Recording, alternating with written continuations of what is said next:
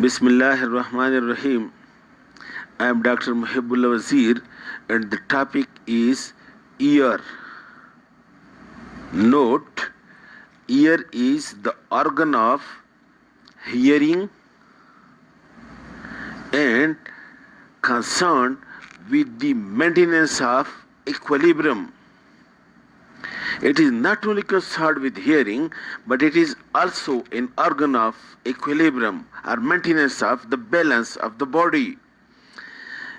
The ear is the part which accommodate or which houses the auditory and vestibular apparatus. Auditory and vestibular apparatus, which is these two apparatus are being concerned with hearing and with maintenance of balance. This ear is being divided into three parts. Look over here, please. External ear, middle ear, and internal ear. The external ear, which starts from the ear now and then leading into this canal and ends in this membrane, which is called as tympanic membrane. This is external ear. Then the second part is the middle ear. Look, this cavity which contains these three small bones, milus, incus and stapes, and bounded laterally by the tympanic membrane and medially by the medial wall of the middle ear. This is being called as middle ear. Anteriorly, the middle ear is being connected with the nasopharynx through this tube, which is called as escutcheon or auditory tube. Then this medial wall separate the mid ear from this internal ear, which is a space in the petrous part of the temporal bone and which contains the different part, the semicircular canal, labyrinth, and then the nerves. This is the internal ear. It is separated from the middle ear by this medial wall of the middle ear and connected with one another by this oval window. These are the three parts of the ear, and now today we concerned the external ear. The external ear consists of, look, number one, the ear pinna, and number two, the external acoustic meatus or the canal or auditory canal. The ear pinna, this ear pinna, which is the outermost part lying at the lateral side of the head and temporal region, it is being made up of yellow elastic cartilage. Look, I will treat, he is Mr. Hisham, he is my grandson, and look, the external ear consists of the ear pinna. This is the ear pinna, and this leads into this, which is called as internal acoustic meatus.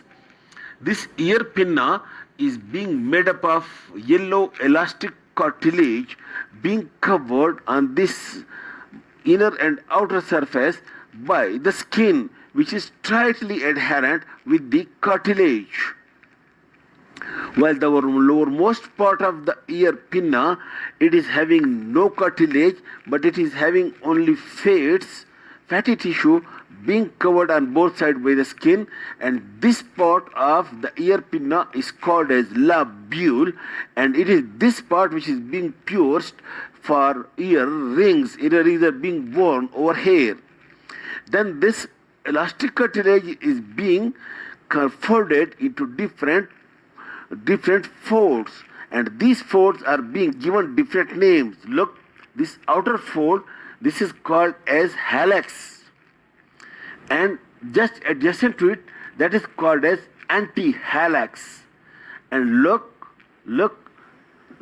this part, this is called as the crus of the hallux, and this is called as the crus of the antihallux. And then this you can see, this is called as tragus, and this part is called as antitragus, and is called as labule, and this fossa, which is called as concha, which leads into this external acoustic meatus, while over here the space between the hallux and anthallux, this also being called as scaphoid fossa. These are the different parts of the ear pinna, that is hallux, anthallux, crus of the anthallux, crus of the hallux, tragus, and this nodular antihallux, and this labule, and this leads, this is the concha, and this is external acoustic meatus. Thank you to Mr. Hisham, who is my son. Thank you, Hisham. Okay. Now, this ear pinna is being supplied by different nerves. Look, there are the nerves which contribute to supply. It is the great auricular. The nerve which contribute to supply, it is number 1, the great auricular, and number 2, the lesser occipital. Look, over here, this pinna is being supplied by the great auricular and lesser occipital nerve over here, and the auriculo-templar branch of mandibular division of the trigeminal nerve. The first two nerves, that is the great auricular and lesser occipital, these are the branches of this cervical plexus, while the auriculo-templar nerve, that is the branch of mandibular division of trigeminal nerve. But note the point that this deep part of the ear pinna, which leads into the canal, that is being supplied by the vagus nerve, the auricular branch of the vagus nerve, and a small contribution by the facial nerve as well. This is the ear pinna. The next, the ear pinna then leads into the canal, and this canal, this is called as external auditory meatus, are called as external acoustic meatus or auditory canal.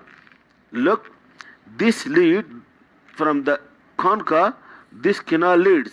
Note the point that the ear pinna, this ear pinna, it collects the sound waves. Sound waves coming, they are being collected by this ear pinna and being directed toward this external acoustic meatus. The sound waves are collected and directed toward the external acoustic meatus.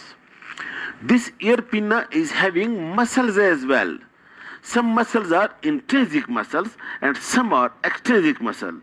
The intrinsic muscles are only small muscles that run from one part of the cartilage, for example, from hallux to antihallux, or from antihallux to antitragus. This small muscle different from one part of the cartilage to another cartilage.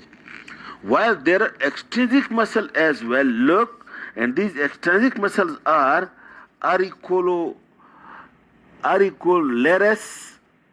anterior, posterior, and superior.